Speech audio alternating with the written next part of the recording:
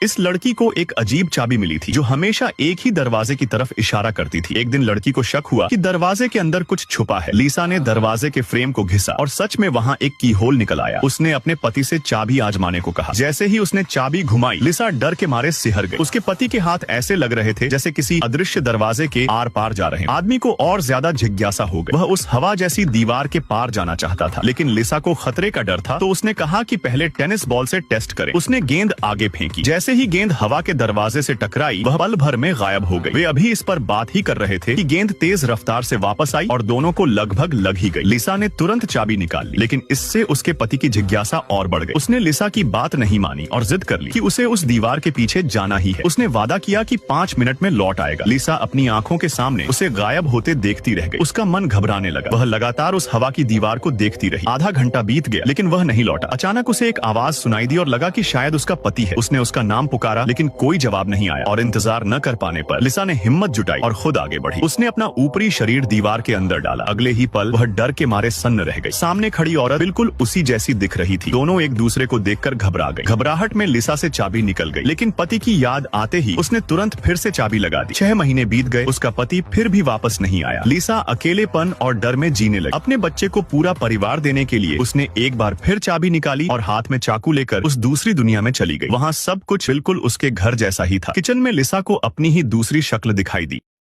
ऐसे और वीडियो देखने के लिए फॉलो जरूर करें। धन्यवाद।